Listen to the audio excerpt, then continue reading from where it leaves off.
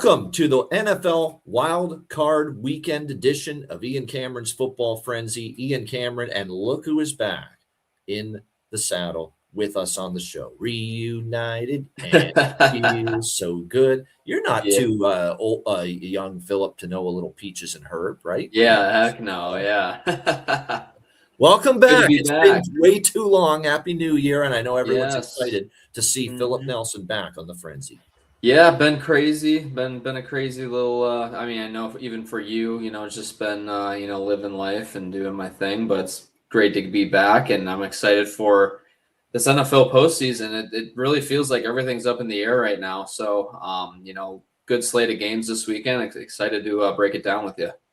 No doubt. I'm excited about. And these are the best 2 weekends of the NFL season, in my opinion. I mean, because you've got the 6 games this weekend, and I'd even say next weekend's even better. Yeah, you're down to 4 games, but you got the bye week teams involved. Denver and Seattle will enter the mix next week, and you basically got the best teams in the NFL all playing each other in that divisional playoff weekend next week. But this is pretty damn good too. You've got 6 wild card games, 2 on Saturday, a triple header on Sunday. That's going to be great. You just staple your ass to the couch for like 9 hours, morning, noon, and night, and you're all set. And then a Monday nighter, of course, as we wrap up the week with Houston and Pittsburgh. So let's get into it. We will begin with Saturday's first game, and this is going to be a game that's not too far from where you are, right? How close are you to Charlotte? About 2.5 hours away. Yeah, not that far at all. No question. It is the Los Angeles Rams taking on the Carolina Panthers. We've got the Rams. The Rams, the biggest favorite in recent playoff history. 10.5-point road favorites here in this game against the Carolina Panthers. That's right. This is a playoff game. This is an NFL wildcard game. And yet the Carolina Panthers are listed as a 10.5-point home underdog, which speaks volumes about what people are expecting here in this game.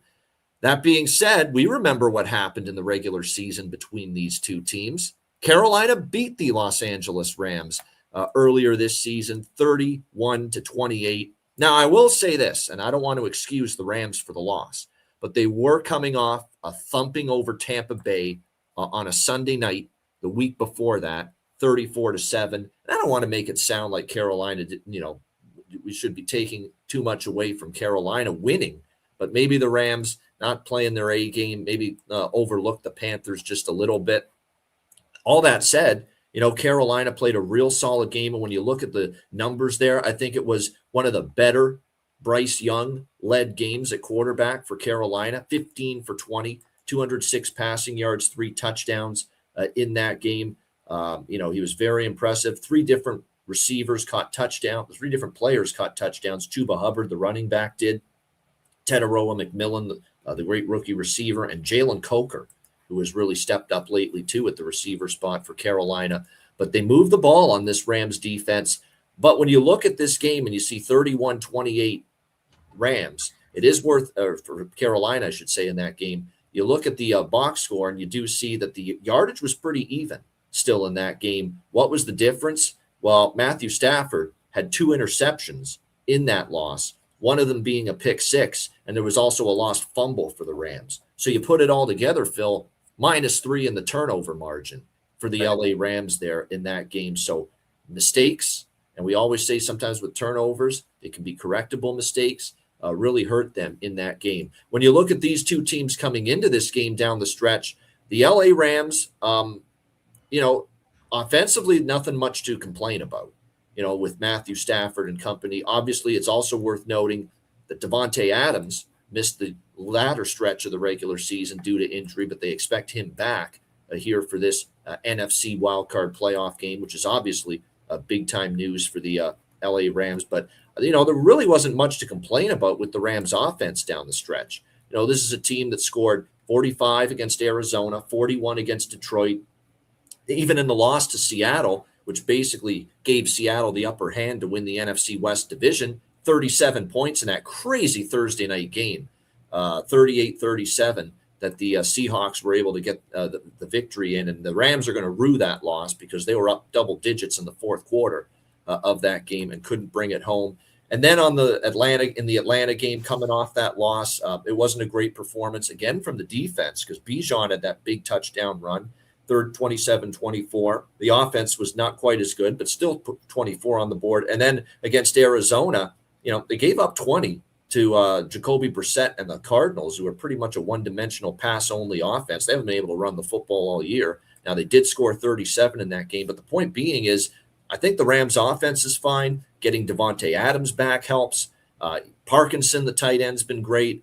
They're using more so Blake Corum than Kyron Williams out of the backfield. Blake Corum's reps and touches with the football have really gone up, and it's kind of gone down for Kyron Williams. And then, of course, having Devontae Adams back to go with, obviously, the great Puka Nacua, who has just been, absolutely phenomenal this season for the LA Rams, means they should be able to move the football here on this Carolina Panthers defense. Carolina lost 16-14 to Tampa Bay last week, and still were able to win the division thanks to, Atlanta doing them a solid and beating New Orleans. It was crazy how that worked out. But the point being is that Bryce Young is a tough quarterback, Phil, to handicap. You never know what Bryce Young you're going to get, week in and week out. And that's always the frustrating part, of backing Carolina. He's been maddeningly inconsistent. There's sometimes he's looking like a Pro Bowler, and then there's sometimes he looks like he should be, third string quarterback on the football team. That's sometimes what you get here from Bryce Young at this point in time. You look at the Rams defense, it's been vulnerable. The Panthers did run the football very well against the Rams in the regular season matchup, but I don't know if that's going to happen because, look, 141 rushing yards, whether it's Rico Dowdle, whether it's Chuba Hubbard, I'm not sure they're doing that again here against this Rams defense, which means if they have to go through the air, it could be trouble. And then when you look at the Rams offense versus the Panthers defense, it's worth noting 243 yards, 2 touchdowns in that game against Carolina. And yes, 2 interceptions for Stafford. Didn't have great, but the Panthers don't get consistent pass rush. Okay, that is still a concern of mine for them with this team. So if Stafford, and they are expected to get a little bit of health back along the offensive line here. So not only Adams at receiver, but this could be one of the healthier 5-man units along the offensive line that the Rams have been able to field in quite some time. Not to mention, of course, in the first game, the Panthers do have some issues stopping the run, and the Williams-Corum tandem gained 153 yards on 20 carries in that first game. So I think there's pathways via on the ground and through the air for the Rams. Everything here to me, Phil, says that Carolina will not replicate what they did in the regular season meeting, and I don't like what I saw out of Carolina these last 2 games. I thought against a Tampa Bay team that was cratering, that was, free-falling.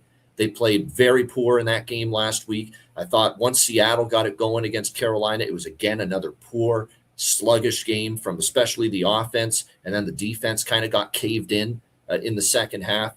I don't like the form of the Panthers, and I think the Rams have a better overall game in them than we saw from them down the stretch. The problem here with laying the 10.5, Phil, is very simple.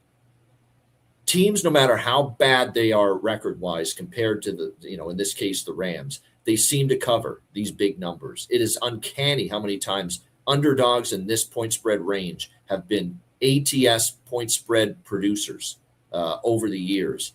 And it is still a lot of points to be laying on the road in a playoff game. But I can't back Carolina. This is a one to me. This is the clear superior team. You're going to give Sean McVay, one of the elite coaches, extra time, a chance to rectify what went wrong, correct and adjust to what went wrong against Carolina in that first meeting.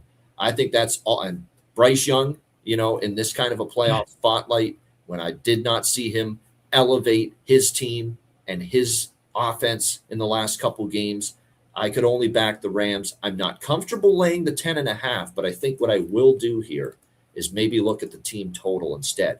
The team total is around 28.5. You can actually get it at a little bit of a, you have to lay about minus 140 or 50 to get 27.5 to get it below that key number. But I think the Rams are good for 28 plus here in this game against the Panthers. I prefer going that route with the Rams here in this game. And if you have access to, sports books like Bet365, for example, where you can take the double result bet It's a bet that I often will go to with the bigger favorites. I think that might be something to consider here for this game. Now, I just want to see what the price is on that for this one. It may not be the best price. That does worry me a bit. Let me see. It's -1. It's not a great price, right? You're laying -175 on that. So you got to lay a little bit of a price on that. But the LA Rams double result, which is Rams lead at half, Rams win the game. That's what the double result is. Rams to lead at halftime, win the game. I like that bet. I don't love the price, but I do think I would be willing to lay that here because I think the Rams will control the flow for the majority of this game. And again, I don't view Carolina as one of the stronger, more fearful home field advantages in the NFL. Phil, what do you think here, Rams Panthers? Yeah, I'm on board with everything you basically said there. So, this is gonna sound dumb, but it's more so like football lingo. But the only way that the Panthers win this game is if the Rams lose it, just like what they did in Week 13. And I look at that box score, and, where the Panthers were +3 in turnovers. Yes. Yeah, exactly. And that's how you lose football games, is when you lose the turnover battle. I mean, I think that the percentage of like the chances of teams that win games when you're, -1 versus -2 versus -3, -3 is just, I think it's like no man's land. Like there's like a less than 10% chance of winning. So with that being said, and I mean, clearly, you just looking, I remember that game vaguely, Week 13, but just looking at the box score again, I mean, Bryce Young threw the ball 20 times. So there's clearly a game plan there to try to limit that pass rush getting to him. But he did throw 3 touchdowns. So, obviously he was very efficient. They ran the ball on them, which, is kind of surprising with this Rams defense. I mean, they're very good all year. But I think those turnovers were the name of the game there for the Rams. And like you said, I remember being in those in those situations, and especially, in the NFL. I mean, a superior team like the Rams having a previous loss to an inferior team, there's just no way I see them coming back and beating them. Now, the question, I mean, it's interesting what you were talking about with like the -10.5, like just like over the years. I mean, having the spread be that large. That's very interesting. I just always go back to the fact that, it is playoff football. They're competitive. I know obviously the Panthers are excited to be there, but just given what happened, last week in their game with the Buccaneers, they just didn't look like a team that, is riding a high into the playoffs. If you know what I mean? So, for the most part here, I'm thinking that, the Rams, they're getting healthy. Like you said, that's offensive line, Devontae Adams coming back. I like the 28 number as well. I think the Rams are gonna be good for that. Forgot to look at the weather. It's been a little weird here lately, but yeah, for the most part, there is a chance of rain. There is a chance of rain from what I've seen. So, yeah. So I mean, with that being said, though, I just I don't see Matthew Stafford having another game like that, especially round 1 in the playoffs here. So and the Rams, they that Seahawks game was just nuts, but the Rams offense has been hot. So. One little like player prop bet that I really like, though, and I know you mentioned that Corum's getting some more attempts, but Kyren Williams in the last eight out of the last 10 games has rushed for over 70 yards, and I think I saw the over/under of 64.5 for rushing yards. So I think that they're going to be able to run the ball on the Panthers. So I really do like. And remember, if they're leading and they're 10.5-point road favorites, so it's a reasonable assumption they're leading in the second half. What are they going to do? They're pound the rock. Yep. Exactly. That's where I was going with that too. So, my best bet on that specific game player prop wise is Kyren Williams over 64.5. All right, good stuff. We move on to the second game on Saturday. This is Philip's team involved in this one. The Green Bay Packers taking on the Chicago Bears. Man, is it great to see Green Bay and Chicago in the playoffs. Once again, going head to head. An old school rivalry that goes all the way back to the 60s of the NFL. One of the original great rivalries in this sport. Green Bay, 1.5-point road favorites at Soldier Field, 44.5 the total. Amazon Prime for this game with Alan Kirk. So make sure that you're aware. Don't be looking on the regular networks for it. You got to go to Amazon Prime for this one with Green Bay and Chicago. Look, you've got obviously Ben Johnson, head coach, doing this for the first time. He's done an amazing job.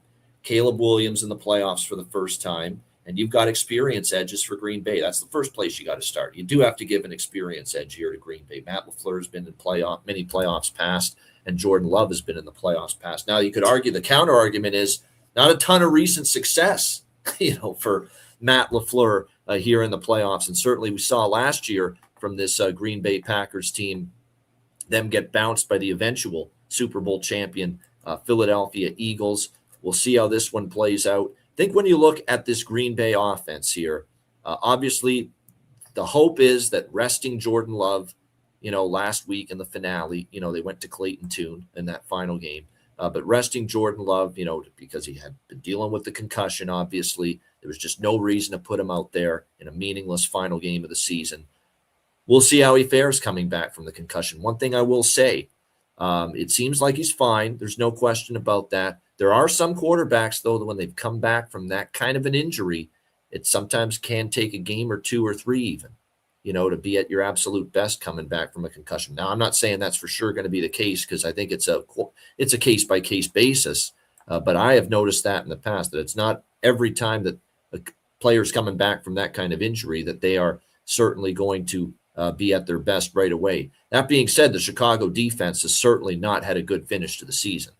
You see what they've given up. They've obviously had no pass rush whatsoever to speak of. And the one thing you could worry about here for them is if Jordan Love gets time, to throw the football and look out, all of a sudden, all those weapons could be able to make some plays down the stretch.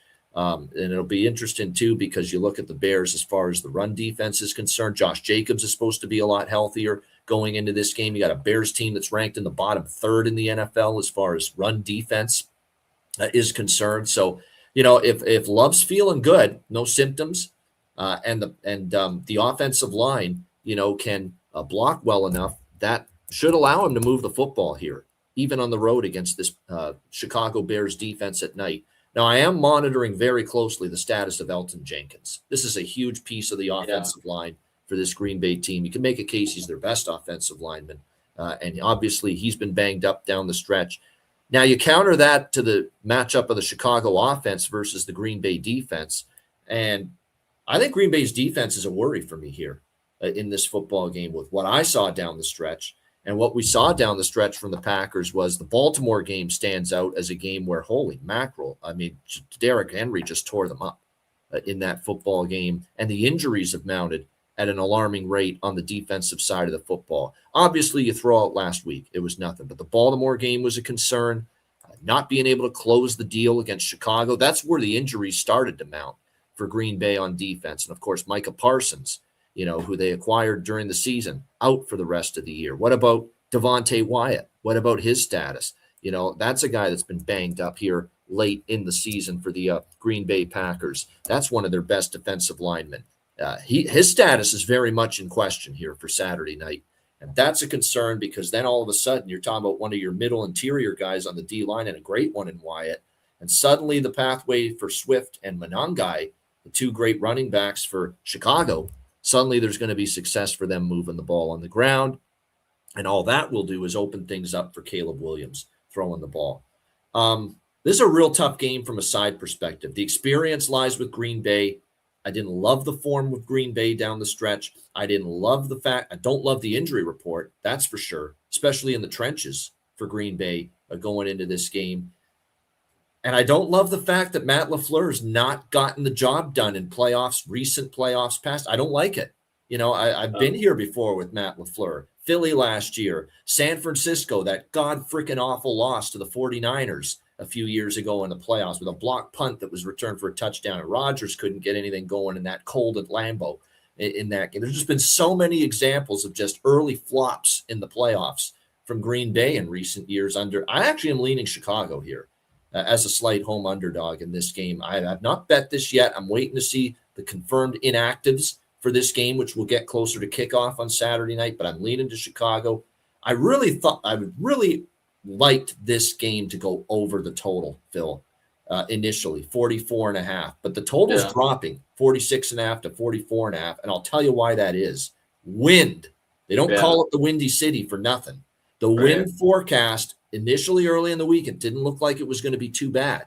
Now we're seeing in that, almost 19, 20 mile per hour range for wins on Saturday night at Soldier Field. And once you get to that 20 or over 20 mile per hour range, that's when the wind speed is strong enough to really negatively impact the passing game. And that does concern me a little bit about that over. But that's another thing I'm waiting on. I want to see if the winds maybe dissipate just a little bit, because it's still over 24 hours before kickoff. Things can change.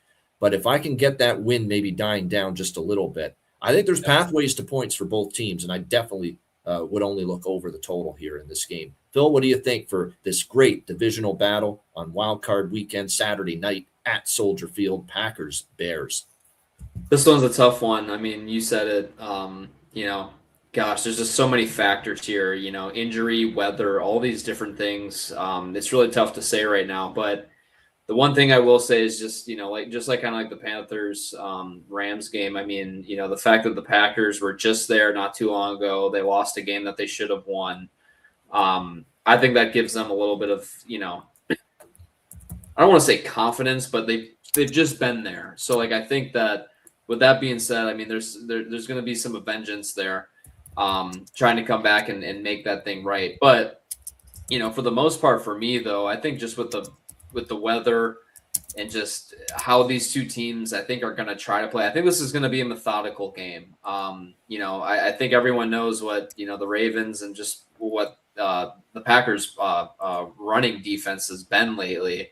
And I think that that's something that Ben Johnson really tries to exploit. So with that being said, and just knowing LaFleur and just, how their run game works and all the motions and the misdirection and whatnot, I could see this kind of starting to kind of be more of a methodically move the ball down the field type of a game, which is why I'm personally leaning under here. But that's not to say you're not spot on too. I mean, there are pathways to, explosions of points there as well. Christian Watson, has been really coming on the scene. I think the last 3 games has been averaging, I think 80-ish or so yards receiving. So, but that's the other funny thing that we're talking about is I've had games where I've come back from concussions, and it is pretty tough. It is pretty tough to come back from a concussion, depending upon how bad it is. But hopefully, resting the starters and getting everyone another week is going to help out the Packers there. But my biggest concern is, once again, just like what you said, it's LaFleur. I just really hope that they're able to put together a solid game plan. And if they do that, and I mean, I know obviously a lot of ifs here and there, but I think that this Bears defense can be exploited through the air. So hopefully the weather's on the side. I mean, obviously I'm cheering for the Packers here, but I'm leaning towards an under here, personally. With one of my player prop bets that I've been cashing in on all year has just been a Josh Jacobs anytime touchdown. I think that if they're gonna be methodical, they're gonna get the ball inside the 5, and I think that they're gonna just pound one in with Josh Jacobs. So that's kind of my player prop bet. But I'm leaning an under here, and I can't pick a team yet, like you said, until I see some weather and some injury updates. Yeah, like I said, it's been without Parsons and Wyatt, it's been a different front for the Packers. There's no doubt. They've been the pass rush has diminished. The run game of the other team has exploited them now all of a sudden. Henry ran amok against them a couple weeks ago against that Packer defense in Lambeau, by the way, that game. And you worry about Monangai Swift. And because that's another thing, too, not only Ben Johnson, a great offensive mind. Look at the work he's done with this offensive line. Look at how much better the Bears' offensive line is this year. Last year, it was a disaster, with Eberflus and in years past. And it's turned into a strength now for the team. Now, I want to get your thoughts before we get to the next game, because to me, watching Green Bay's offense, now obviously Watson being back the last couple of weeks has helped. Jaden Reed just came back later in the season as well to go with Romeo Doubs. There's weapons. But to me, there's one element. This offense just hasn't been quite as consistent and nearly as on top of things. And you trace it back to me, Phil, with Tucker Kraft's injury. Yeah. To me, that was a huge deal. What do you think of that? Absolutely. That was a massive deal. Tucker, he was the safety blanket, and the amount of plays. I mean, even those little dink and dunk screens and the yak that guy was able to get. I mean, he's he made big plays, and I think that was just another element to this team. And it's funny because when you look at the Packers, you don't look. I mean, other than maybe Josh Jacobs, which obviously he's been a player in this league, and it was one of those rare trades that the Packers actually make, or free agent signings.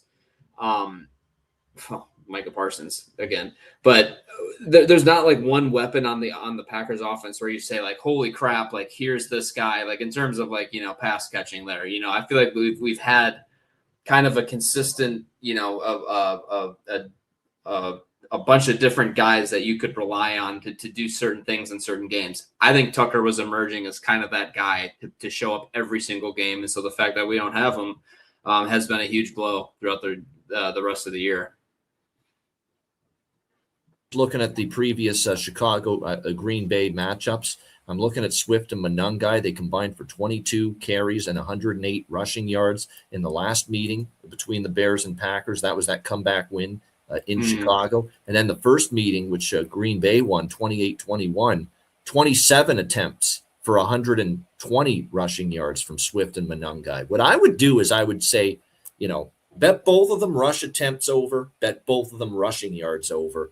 Yeah. You're bound to hit one, probably the over on one of them at least, maybe even both of them here. And especially if that wind's going to kick up, Phil. And as we talked about with Ben Johnson, and we'll get to this with your boy Liam Cohen in the next game, the run game's part of what they want to do on offense. Absolutely. They want to be able to run the football. It's not just we want Caleb Williams throwing it 40 times. We don't want Trevor Lawrence throwing it 40 times. We want, Monangai and Swift involved for Chicago, and we want ETN involved for Jacksonville. Yeah, exactly. And the Packers run, defense hasn't, taking a hit now. Yeah, taking a hit. Yeah. So, and that's, honestly, that's kind of why I'm leaning on this under too. I just think that's going to be a methodical running type of a game. So, all right, and on we go to Sunday, and this is a great game. And if you're the Buffalo Bills, you're thinking, what do we do to deserve this as a first-round opponent? Maybe the hottest team in the NFL going into the playoffs is these Jacksonville Jaguars. Well, they won 8 in a row going into the playoffs. What a run for Liam Cohen and his Jaguars. Buffalo 1-point road favorites, 51.5 the total here in this game. Obviously, when you look at this matchup, Jacksonville's rolling. And Jacksonville's a big reason why, I've had a great NFL season because I've been backing Jacksonville a lot. Down the stretch. I backed them against the Colts twice in those games. I took them against Denver. A lot of people like Denver that week. And I was one of those people that said, I think they can go into Denver and win that football game. And Jacksonville did that, in very impressive fashion. I think the one thing about Jacksonville that's interesting, their offense has been unlocked. It's been pretty impressive to see. Like this team is just moving the ball and putting up points. And they've done it repeatedly. 36 against the Colts, 48 against the Jets, 34 against a very good Denver team on the road. That's the one that stands out as, holy shit, is that impressive. 34 points on the road against the Broncos, and they couldn't be stopped that day. Now, the 23 against Indy in the rematch, don't be fooled by that. They should have scored into the 30s. They turned the ball over in Indy territory multiple times. I remember that game. So they could have easily, if they cleaned up the turnovers, scored more points in that game. And then, of course, 41 last week in the division clinching victory against Tennessee. Their offense is rolling. It's also why they've been trending over the total down the stretch for a multitude of reasons. Trevor Lawrence has got his comfort level going. He's seeing the field well. He's not making too many mistakes. He's finding chemistry with all of his receivers. And I'll tell you what, nobody's talked about this. I'm talking about it. Jacoby Myers has been a big-time difference maker for this team. You trace back the offensive success and how this offense has been moving the ball and producing and scoring points during this tremendous finish to the season where the Jags won 8 in a row.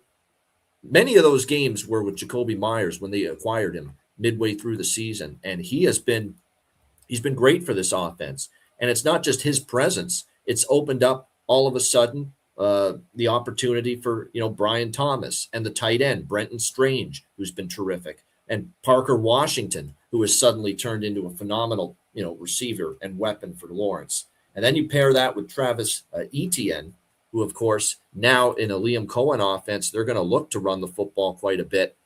This is a tough offense to stop. And also the offensive line's played a lot better, too. They've come a long way from where they were early in the season. The defense, is also played pretty solid. And, of course, they got the Josh Allen that doesn't get talked about as much. Josh Hines Allen. It's like he's got the hyphenated last name now, but they've got him. They've obviously got Trayvon Walker. They can get some pass rush. The secondary is still the area where I think they could be a little vulnerable. What I see here in this game is a matchup where both offenses have the chance to do what they want. I think Jacksonville can run the football on Buffalo. Buffalo's run defense is still not good. I don't think they've fixed it. It's been a real problem for Sean McDermott's team all year, an inability to stop the run. They've had so many teams just be able to pound the rock against them with success. I think Travis Etienne should be able to have similar success here, and that just opens up the passing game for Trevor Lawrence when you have a run game that works. And the Bills' defense, especially against the run, is still the area where I'm very worried about them. And I think Jacksonville can move the football here. When you look at this Jacksonville defense going into this game, the one thing I've got to push back on, that people will say the Jacksonville offense has been great. I do agree with that.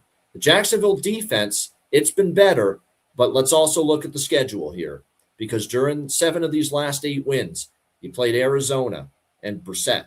You played twice against Cam Ward in Tennessee. You played Indy when Daniel Jones got injured and Riley Leonard had to finish the game. And then you played Indy with old man Phillip Rivers with his comeback attempt. You played the Jets with a horrific quarterback situation. And then, of course, So, and Denver's the one pretty good offense and quarterback you played, and you gave up the most points you've given up pretty much during this run. And now you got to play, with all due respect to Bo Nix, probably the best quarterback, Phil, Jacksonville's played during this 8-game win streak. With all due respect to him, Josh Allen clobbers Bo Nix.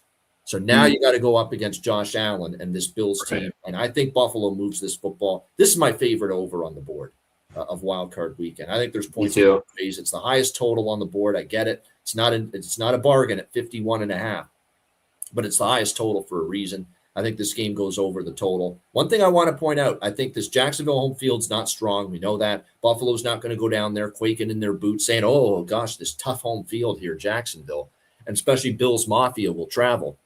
You don't think a bunch of Western New Yorkers aren't going to want to get out of the fucking cold and go down to Florida for a playoff game? You better believe it. So Bills Mafia will be well represented here. So I think it's not going to be a strong home field edge here for Jacksonville. But I still could see them getting off to a good start. And we have seen evidence of the Bills starting slow in some of these bigger games. Look at the New England game a few weeks ago in New England, where they won that game, but they had a horrible first half. Travion Henderson is running the ball down their throat.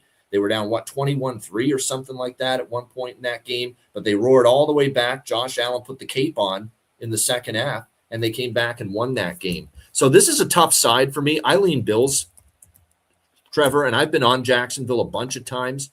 I just think that at the end of the game, if it's close, Josh Allen's got that moxie and that ability to just make that big play at the end of a close game. But I'm going to take a look at a special double result prop that I really like here in this game. Knowing that Jacksonville, I think, will start strong. Liam Cohen's always got a good offensive script, too. He really, really does. He's become one of those guys that just like a Shanahan, like a Ben Johnson, they're just going to have a good first script on offense when they take the field. So I think that could put them in a spot where they're ahead early in this game. At Bet365, the double result that has Jacksonville first half, Buffalo to win the game is plus 400. I kind of like that. Jacksonville have a good first half, maybe lead at halftime. I think that's possible. But I think the Bills, if they're behind and you let Josh Allen get going and get hot like he did against New England in that comeback against the Patriots on the road, I could see a scenario where Jacksonville leads at the half, Buffalo gets the offense rolling in the second half, they come back and they win the game. That's kind of what I like there. I think that's worth a shot at plus 400. Jags, halftime lead, Bills win the game. Double result, plus 400. But I love the over more than anything here. Phil, what do you think? This is a good one. This is a great one. CBS on Sunday. Looking forward to it. Bills, Jags. Yeah, I think this is going to be the best game too. I'm excited to watch this one. There's a lot of things to look into this game. There's a lot of battles within the war, right? And one of them being the Bills have the number 1 ranked rushing offense versus Jacksonville being the number 1 rush defense. So now we have to, and I saw, Jeff Saturday the other day was talking a lot about, this Bills offensive line has a big task. They really need to. I think Jacksonville personally is going to win that battle, and Allen's going to have to do a lot more through the air here, personally. And that's exactly kind of what I'm thinking too. I think that, and then the other thing too, it's kind of a Josh Allen legacy game. Burrow's out of the playoffs.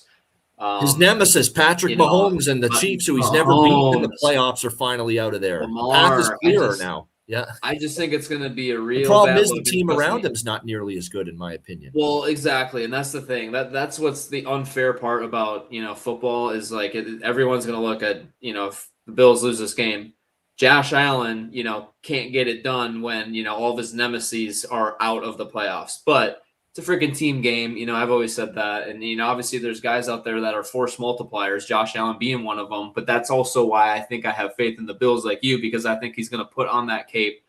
Player prop bet. I think Josh Allen's going to find the end zone. Anytime touchdown for Josh Allen. I think an over here as well. I mean, I'm me. I love my boy Liam. And then I think that Josh is just going to do it. I think he's going to get it done. And the one scary thing about Josh, though, and we've seen it throughout the year, the Falcons game. God, you got to remind me but sometimes when he tries to do too much, then he turns the ball over. And so. I just think this is it's one of those games. It's too high stakes. Josh Allen, I think there's just no way he goes out round one here. That's just my personal opinion. And I really like that bet that you said with the Jaguars winning in the first half with the Bills ultimately winning. So that's kind of what I'm leaning. Josh Allen's going to find his way into the end zone with his legs. But for the most part, then the other scary thing is just the Bills defense. We haven't talked about how bad they've kind of been, and trying to come around, and Josh Allen's been able to kind of get around that. But that's why this game is just going to be so fun to watch. I think there's going to be a lot of lead changes. I think Jacksonville's going to start strong, and I think that the Bills are going to ultimately win as well. But I like that over as well. I think that's my best. That's the bet I feel most comfortable with. And this is a game where weather will not be much of a factor at all. We're not going to get any rain and only 11-mile-per-hour winds, which is, not the wind won't have much impact here. Yeah. And by the way, there's another thing to factor in. This is a little bit of a concern I'd have for the Bills. And it's also why I'm not more bullish on backing them more than I am the kicking situation. They already lost Tyler Bass. Matt Prater got injured. And now they're scrambling for, they're scrambling for a kicker here going into this wild card game. And meanwhile, who you got on the other side, all of a sudden one of the best up and coming young kickers in the entire National Football League in Cam Little, who can drill, 65, 70, 68-yard field goal. It's just got a massive leg. And so that's another thing that's good for the over, especially from a Jacksonville offensive standpoint. They don't have to get far to get into Cam Little field goal range. Right. It's like, and that's, do you like that about the NFL today, where it's almost like these kickers are so good that it's kind of taking some shine off the just driving and just field position and having to get to a certain spot on the field to put points on the board. Now it's like 1 first down, maybe 2, and you're in field goal range already for some of these kickers once you cross midfield. Well, then all of a sudden you got Tyler Loop missing what should be a slam dunk 44-yard field goal, right? I know people look at a 44. Think about that. Where we've come. That's great. Yeah, people look at 44-yard field goals as a fucking chip shot these days. Right, exactly, and they're calling that a chip shot, which I'd call that intermediate, but still, these guys are so freaking good that I like that. I do, and I think it makes the game interesting because now all of a sudden. You start attempting these long field goals. Well, now if you miss them, and now it gives the other offense, an opportunity with great field position. So it's interesting, and it's really fun to see these guys be able to drill these. And who was it? The Ole Miss kicker last night? Holy crap, that guy has a freaking leg on him, and he's going back to Ole Miss, I heard. So that's these kickers, man, they're getting good finally. Yeah, they are, no doubt. This is quite the golden age for field goal kicking. All right, this is the second of the 3 games in the triple header on Sunday. San Francisco, Philadelphia. We've got Philadelphia Eagles, 5.5-point home favorites, 44.5 the total. Burkhart and Brady, this is your Fox game. This is my Tom Brady broadcaster's voice. He did a real great job there. Great job finding that football in possession. Really nice catch. Job. I know, that's his voice. Yeah. Great catch. Yeah.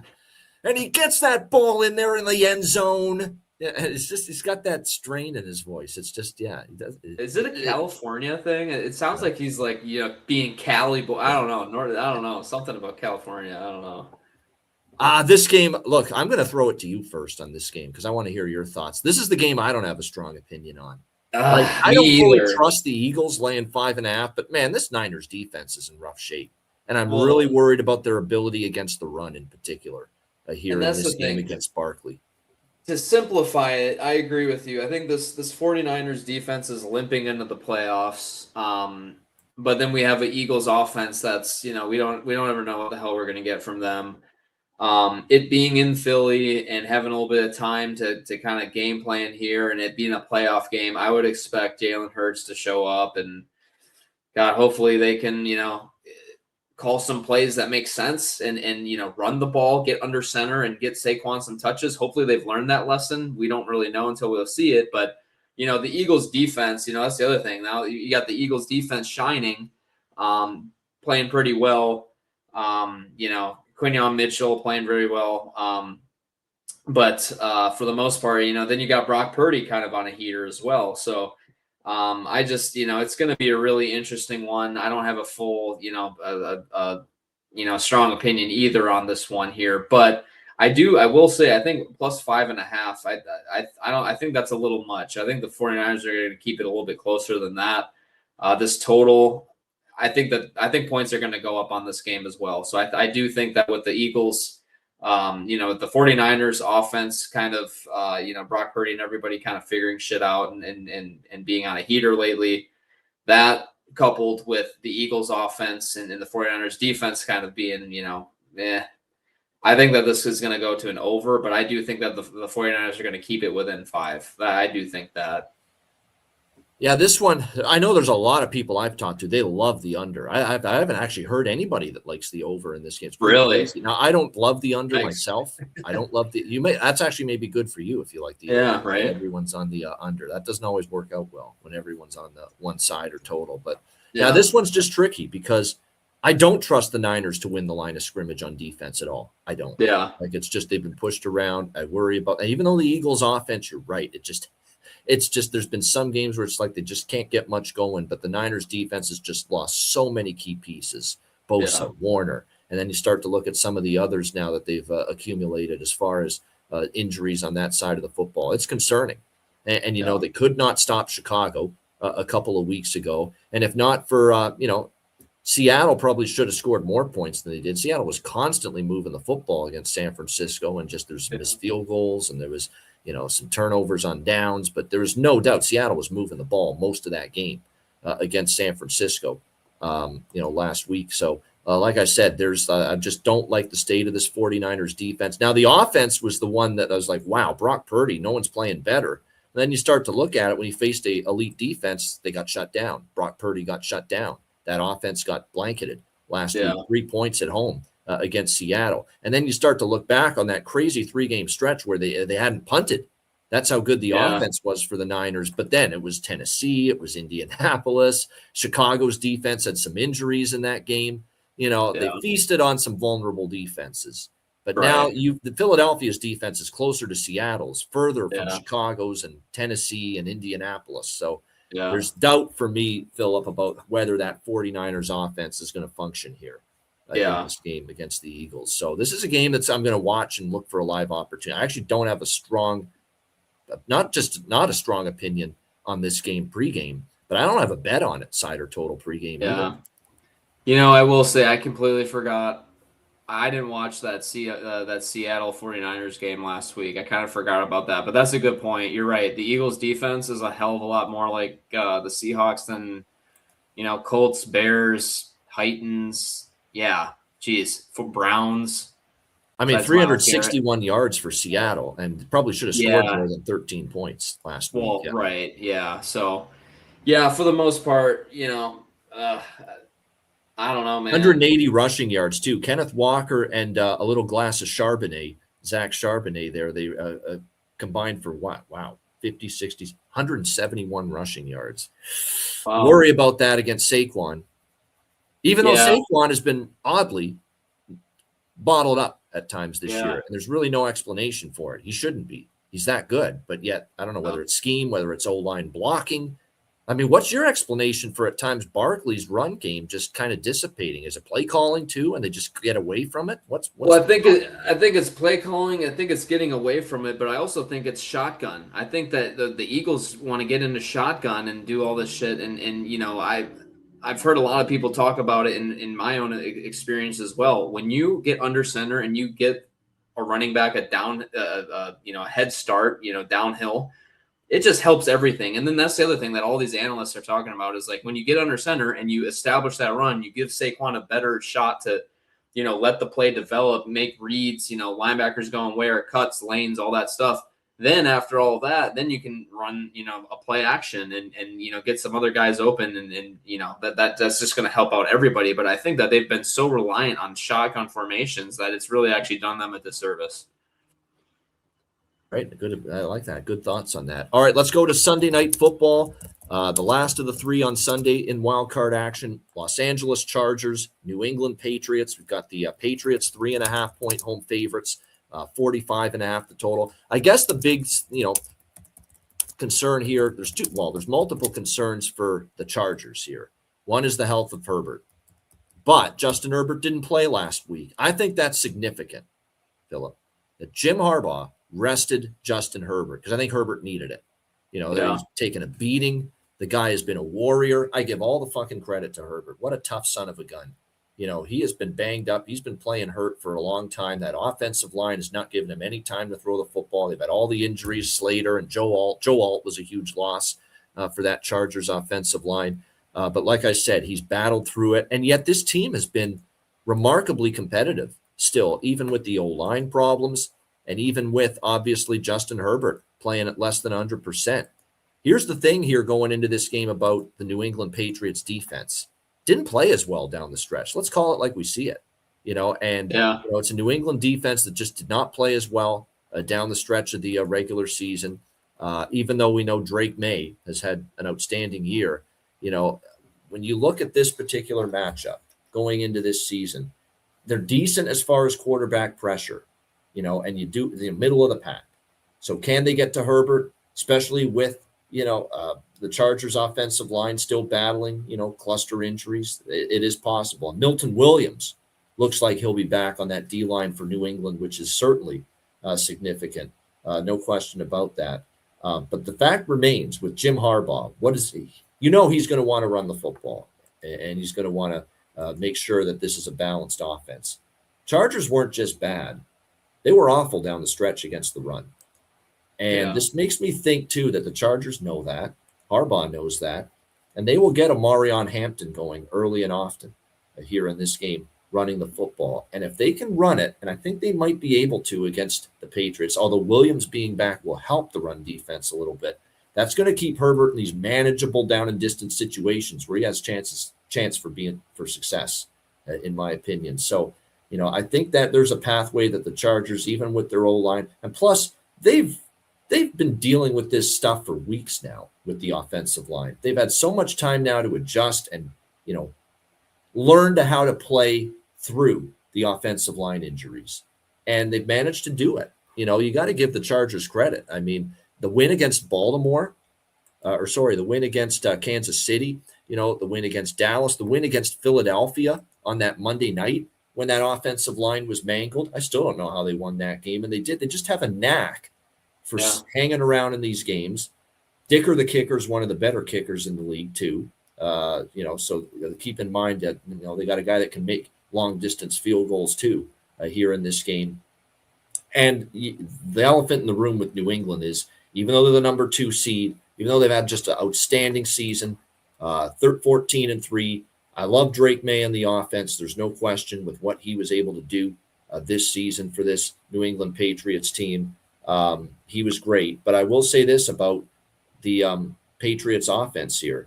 The Chargers have some good pass rush.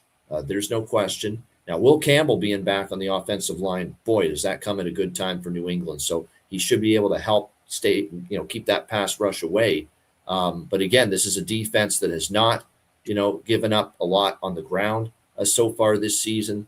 So it'll be interesting to see how that goes. I wouldn't expect the Travion Henderson, Ramondre Stevenson running back tandem for the Patriots to do a ton because the Chargers are good against the run. This is going to fall on Drake May at the end of the day. It's going to fall on Drake May and this receiving core. Steph Diggs, is he going to be able to have it? They got him for games like this, big playoff games. Is he going to step up, have a big game here for the Patriots in this one?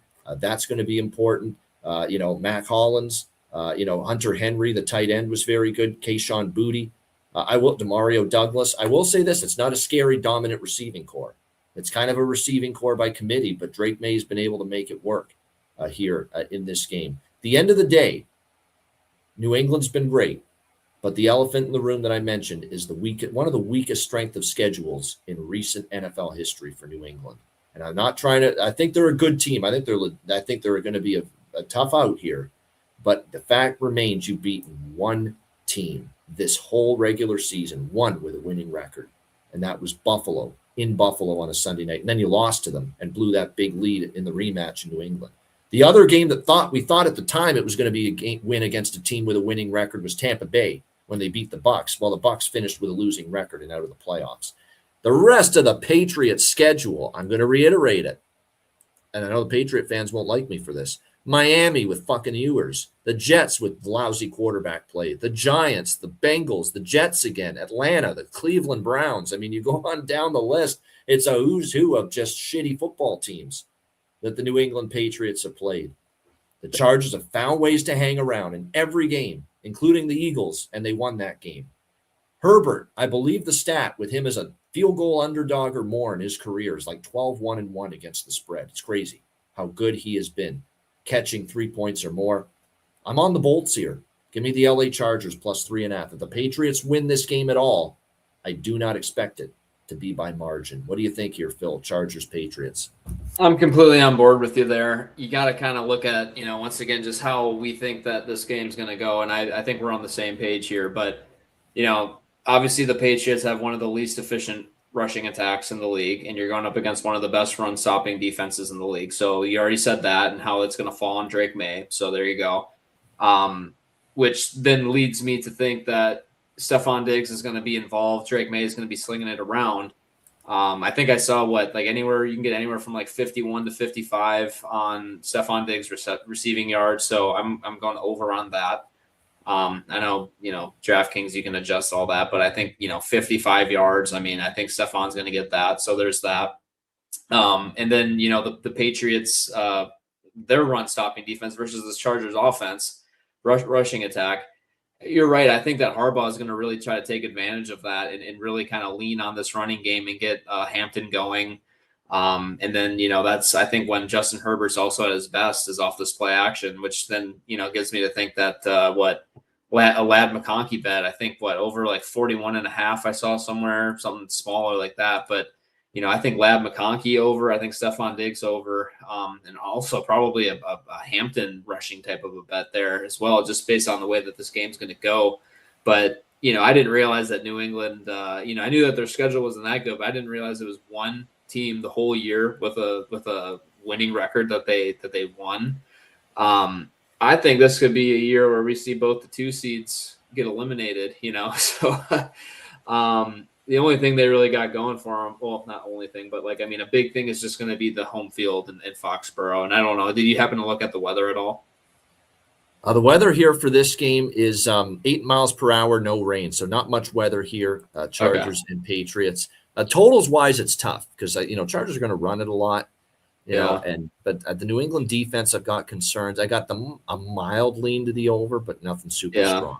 Well, then the other interesting thing here too to determine is the Chargers. If you watch their defense, they tend to play with a lighter box because they can. You know what I mean? So if they're playing with a lighter, with not as many guys in the box, they're set up with guys to hopefully stop the pass, which isn't going to be great for Drake May. So. I just, I agree with you here. I don't see, Patriots win. It's not going to be by much, which is why I would hammer, Chargers plus 3.5. And I think a Ladd McConkey over receiving yards and a Stephon Diggs over receiving yards. Yeah, definitely. Like I said, I would say Chargers have a chance here in that game to not only cover that number, but maybe even win it outright. And one thing I'll say, Mike Vrabel's done a phenomenal job, and he is a good head coach. There's no denying that whatsoever. All you have to do is see the upgrade from Gerard Mayo to Mike Vrabel. He's an excellent head coach, but he has had one bugaboo, Philip, in his career, and it's been playoff success when he was with Tennessee. How many times at Tennessee did we see them win the AFC South, get a bye to the and they lose in the wild card or lose in the divisional round? It's he had some tough times in the postseason at Yeah. times. There was the one year they got to the AFC Championship game and they lost to Kansas City. But there's other times where they got bounced in the wild card, bounced in the divisional round with big expectations. That first playoff game, they'd get bounced with him and Tannehill when Ryan Tannehill was his quarterback. So, Right. Playoff success is still the question with Vrabel, Yeah. and didn't always have it with Tennessee. So that's something to factor in here against and Jim Harbaugh has taken a team to the Super Bowl. Of course, it was San Francisco and Colin Kaepernick many, many, many years ago, but he has had that success in the postseason. All right, next up, final game of this Wild Card weekend preview, Houston and Pittsburgh. This is your Monday nighter. How about this? Aaron Rodgers found his way into the playoffs. That was one of the, you can't ask for much of a better game or a thrilling finish than that Ravens-Steelers game last Sunday night. Just absolutely incredible stuff. You think Pittsburgh's won it, and then you think Baltimore's won it, and then Tyler Luke misses the field goal. After Chris Boswell, who's one of the absolute best kickers of the last decade, never misses an extra point or a field goal, missed an extra point on the last Pittsburgh touchdown. Some crazy finish it was. And Pittsburgh, thanks to a Tyler Luke missed field goal, is here in this AFC wildcard game hosting Houston. Houston 3-point road favorites, 38 the total. I'm going to make a case for this being, with this total being so low at 38 and the weather not looking terrible in Pittsburgh on Monday night, 9.8 miles per hour and no precipitation.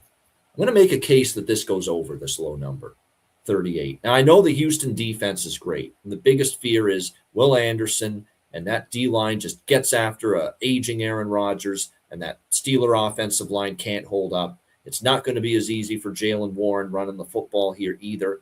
That's the biggest concern. But Rodgers, and he showed it against Baltimore too last week, he still can be the master. And as a Green Bay Packer fan who watched a lot of Aaron Rodgers, Philip knows this well, of getting the ball out quickly. He can still do that. And I think he's going to be looking to do that here in this game. To me, it was a borderline miracle what Rodgers did in the fourth quarter against Baltimore's defense. With that receiving core, which didn't have DK Metcalf, which will have DK Metcalf back from his 2-game suspension here for this game. But, I mean, that receiving core, you talk about patchwork against Baltimore without DK Metcalf. And I like Freiermuth. He's a pretty solid tight end. But we're throwing to fucking Adam Thielen at the end of his career, Calvin Austin, Marquez Valdez-Scantling, who's bounced around the league from one team to the next over the years. I mean, that's who we're Scotty Miller, who's been with a few. I mean, that's who we're throwing to if we're Aaron Rodgers last week. And he still made it work. And he still sliced that Baltimore secondary through the air multiple times with the game on the line. And now he's going to get probably the only real strong deep threat and number one receiver they have back in DK Metcalf. So there is optimism here. Now, the Houston defense is tough, but let me counter that with this, Philip, this Houston defense. Now, I know last week was weird, right? They knew that Jacksonville, if they won, they were going to win the division. So I'm sure that played into it. I didn't love Houston's defense last week against Indy. No. Riley Leonard, are you kidding? Riley Leonard in his first actual start in the National Football League, a rookie out of Notre Dame, is slicing you, and Alec Pierce is getting behind your entire secondary right off the shoot, and then he's going up and down the field most of that game against what's supposed to be an excellent Houston Texans defense. That's concerning. Now, I know it was a weird spot because they knew were they all locked in because they knew that Jacksonville had to lose for them to have a chance to win the division. Maybe, but I look at that. That wasn't a great performance. I remember the Raider game, the lousy Las Vegas Raiders, who've been an abomination on offense. Even they managed to move the football a little bit against Houston a couple weeks ago. It kind of makes me think Pittsburgh can do some things offensively. And we're not asking them for them to score a ton of points here. And then on the flip side, I think C.J. Stroud and Houston are going to move this ball. I still don't think Pittsburgh's defense is great. And I know Watt, being back is going to help the pass rush. But still, I think there's holes on it. You can throw that secondary. How does Zay Flowers get behind you twice? And somehow they live to tell about it to get to this playoff game. When Zay Flowers gets behind the whole fucking Steelers secondary twice in that game from and Lamar Jackson finding him down the field. That's not a great second. That's not a big time secondary. Jalen Ramsey, you can have him. I think he's a very overrated guy in this secondary for the Steelers. I think you can throw on this team. And obviously they got Nico Collins. And we always say with Stroud, when Nico Collins is on the field and healthy, it's a different passing game. He's a different quarterback. He's a better quarterback.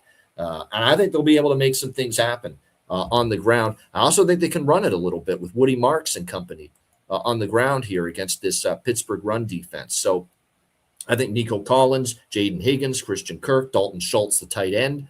I think there'll be plays to be made for this Houston offense. And again, we're not asking for a shootout here in this game. Total's 38. So you can get something like 21-20, and that's your over. 24-20, 24-21. If both of these teams get to 20 points or 21 points, you go over the total. I think it's just too low. And I think I could see both offenses doing enough here. So what I like most is over 38. From a side perspective, I think this is where it's over for Pittsburgh. But I'm telling you what, Tomlin is a home underdog. I don't bet against that. I just don't. His long-term track record is, and it happened again last week against Baltimore. He's been not just good, he's been great in his coaching career with Pittsburgh. Mike Tomlin, ATS, against the spread as a home underdog. I just can't go against that. That's something. Everything tells me Houston's the better team. They win this game on the road, but the magic of Rodgers, the vulnerabilities and cracks I saw in the Houston defense, the last, Leonard moving it on them, Las Vegas even moving it on them, that has me leery of actually putting money on Houston. I just want the over. That's what I'm going to stick to mostly here. Over a very low total of 38. Phil, what do you think here, Houston, Pittsburgh? Yeah. The one thing that has me a little cautious here with everything, I think you're spot on. The one thing that I'm kind of leery of is that Steelers offensive line, because if for whatever reason the Steelers all of a sudden get down and, they're not in situations where Rodgers does have the ability to get the ball out of his hands fast, that could be really bad. I don't think the Steelers are going to run the ball very well, but again, like part of their running game is the Kenneth Gainwell extension, some of the screens, the checkdowns, using him. He's been incredible for the Steelers offense. I do, but however, I think you're absolutely spot on with the way the Texans defense has been playing lately, and especially last week. Like, wow. Rodgers, he has that magic to him, obviously, and he's coming off of a really good game. And, Rodgers is kind of a streaky guy. All of a sudden he gets in these moments and he gets a little confidence. That seam throw to freaking Thielen. Holy shit. Wow, what a throw. I think that if the Steelers don't find themselves getting down early, I think that's going to bode well for them, obviously, because they have to stay out of third and long. If they get in third and long, I think that Texans front seven is going to get after Rodgers, and that's no good. So the scary thing too is just the Steelers running game, like I said before as well, and that it's bolstered by they're running behind a bad offensive line. So with that being said, though, flip to the other side of the ball, Stroud and the Steelers defense. That's what also kind of freaks me out a little bit, is that Steelers defense isn't anything great. Obviously, the Texans offense wasn't anything spectacular. Let's call it like we see it. If TJ Watt wrecks the game, Steelers defense can certainly, and Cam Hayward for that matter, because he's a really good player too. He's going those two players can wreak havoc. That's a good defense. If you can bottle those two guys up, that's not a good defense. That's the way I see it in Pittsburgh. Exactly. And how's the Texans? What are your thoughts on the Texans O-line this year? They've been kind of spotty, right? It's been spotty, but I think it's gotten a little bit better. And in some of their step-up games, they showed an ability to be able to. I remember now Kansas City didn't have a great year, but I remember in that game they started to protect a little bit better. Right. Stroud got things going. I think they can do enough here. I think they can do enough. And there's been games too with Watt, and Watt's great, but there's even been a couple games where Watt invisible for extended stretches. Yeah. Right. Well, you know what? I'm gonna take the legendary path here, and I'm just gonna say, hey, the Aaron Rodgers, potentially his last year, who knows? I don't really know, but I think a home playoff game in Pittsburgh, Rodgers is going to show up. He's going to, lead them through the air. DK coming back. He has a lot to prove. Shit, he really almost fucked up their whole season there. I think the Steelers are going to find a way. And again, Mike Tomlin, I wouldn't bet against him either. Home underdog. So 68-39 is an underdog against the spread. That's pretty damn impressive. Yeah, it's really damn good. And it actually is even better. It gets to when and they were 3.5 at one point So when he's an underdog of 3.5, more than 3, 10-2 against the spread. So boy, oh boy, tough to go. And like I said, this weird thing where now that they snuck, how many times do we see a team sneaks in by the skin of their teeth, and all of a sudden they believe, and they catch, and everyone into a man for Pittsburgh is talking, hey, we want to win this for Mike T because he's been criticized and ridiculed, and there was the fire Tomlin chants at one of the Pittsburgh games earlier. I think it was when Buffalo was beating the brakes off them.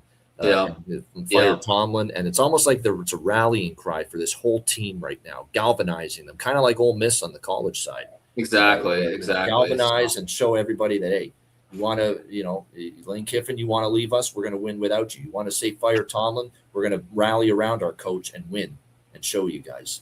So that's an interesting element here with this Houston-Pittsburgh game. Great stuff, Philip. Awesome to have you back in the fold here on the Football Frenzy. Let's wrap the show up with best bets. Wildcard weekend, best bet. Where are you going for it? I have a feeling I'm taking probably one of yours, but I'm going to go with that Bills-Jaguars over. I think 51.5. I think both these teams are going to move the ball. Weather's not a factor. Josh Allen's going to put on his cape. Liam Cohen is going to put on his cape as well. Going to dial up some good plays. So I'm high on that 51.5 over for the Bills-Jaguars game. All right, good stuff. Buffalo, Jacksonville, over 51.5 for Philip Nelson with his best bet. My best bet, that was definitely one of the contenders for best bet. I will go with another over, and it's the game we just talked about. I think it's just a little too low at 38. I think Monday night, with weather being solid, we can get enough points from Texans and Steelers to go over that total. Houston, Pittsburgh, over 38 for my best bet here for Wildcard weekend. Philip, great stuff. Great to have you back. And again, we'll try to get you on a few more times here as the playoffs roll along. Anything to add before we wrap it up? No, just, man, it was great to be back with you here. I think this is a great slate of games. Again, I know we just broke them all down, but all the storylines, the Josh Allen legacy, Packers, Bears, Rodgers coming back. It's just going to be a great weekend of games. So glad to be back. Enjoy the games, folks, and I'll see you next week. Good stuff for Philip Nelson. I'm Ian Cameron. Enjoy NFL Wildcard weekend and good luck with your wagers. And we will see you again next week for the divisional playoff NFL edition of Ian Cameron's Football Frenzy.